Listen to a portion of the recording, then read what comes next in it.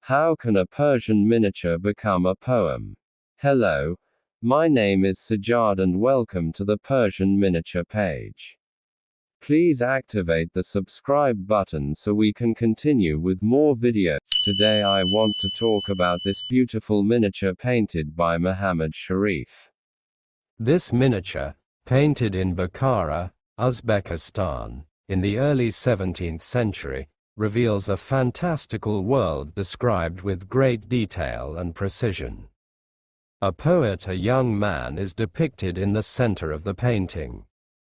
He sits cross-legged on a terrace paved with mauve polygonal tiles, in front of a luxuriantly decorated wall. He is absorbed in reading a book whose oblong shape is typical of poetry collections widespread in Central Asia at the time. Often with a flexible binding, they could be easily carried in the sleeve of a garment. The poem, written in Persian, the language of the princely courts of the Near East, speaks of joy, sadness, and forgiveness. A costume that tells a story. This reader wears a surprising outfit, composed of figures and animals. On the poet's right shoulder is a couple embracing. On the left shoulder a man is holding a fox against him.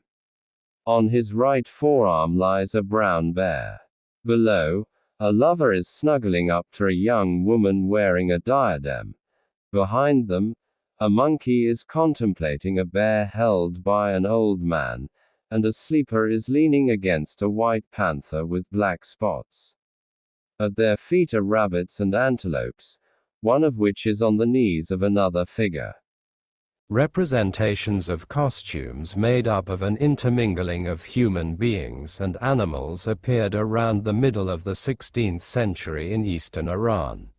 They would inspire paintings of animals, elephants, horses, lions, with composite bodies, which, shortly after, would be very successful in Mughal India.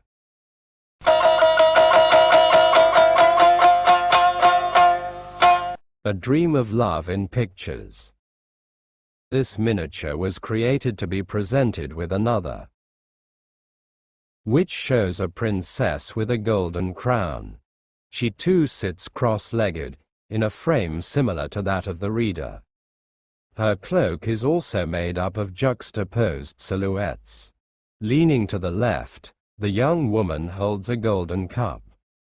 These paintings come from a book in which they constituted pages placed opposite each other. Thus, the poet, on the left-hand page, seemed to be reading for the princess who, in return, offered him her cup. This type of double page has been known in Iran since the end of the 16th century, opening certain luxury manuscripts. By its subject, it would evoke the pleasure of poetic reading. But here, an additional meaning is brought by the complex decoration of the clothes. The embracing couples seen there could express the love of the reader for the one who listens to him. This tender feeling is found in the other figures embracing an animal. Furthermore, love and poetry would introduce us into an enchanted world, suggested by the decoration of the wall behind the young man. We see animal fights, including two dragons on the left, a deer and a feline at the top right.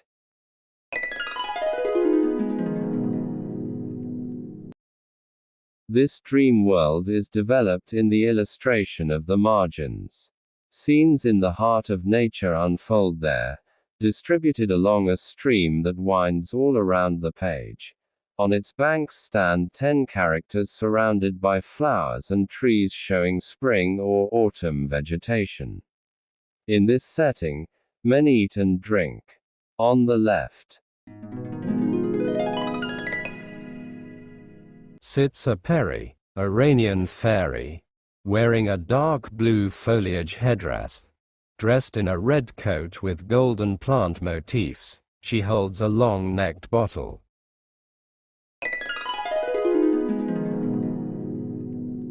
Below her, a young man, cup in hand, leans his shaved head back, while a rabbit looks at him.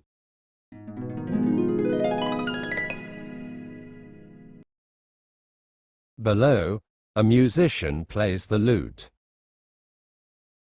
On the right, at the foot of a tree on which a beautiful bird has perched, a boy in a black coat embroidered with golden lotuses is lost in thought. He too may be listening to a reading by another reader depicted opposite him, but on the opposite page. A large blue bird flies at the very top, on the left. Its long, disheveled tail allows it to be identified. It is the samorg, a fabulous creature from Persian literature.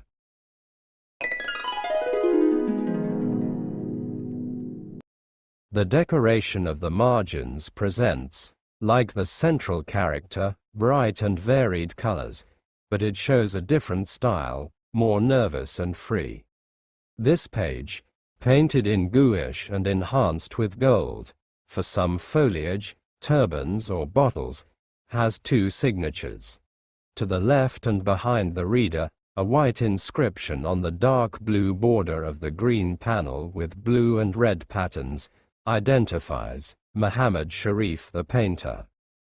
In the margins, the name Muhammad Murad Samarkandi is written in red, at the bottom right, on a blue rock.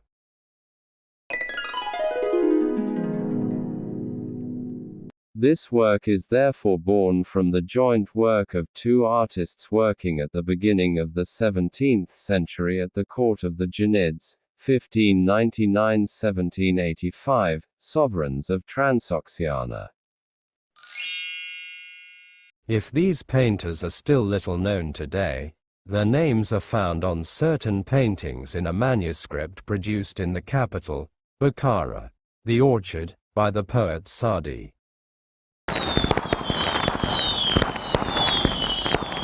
Book now preserved in Dublin, they deploy the graphic and colorful refinement of the Persian miniature.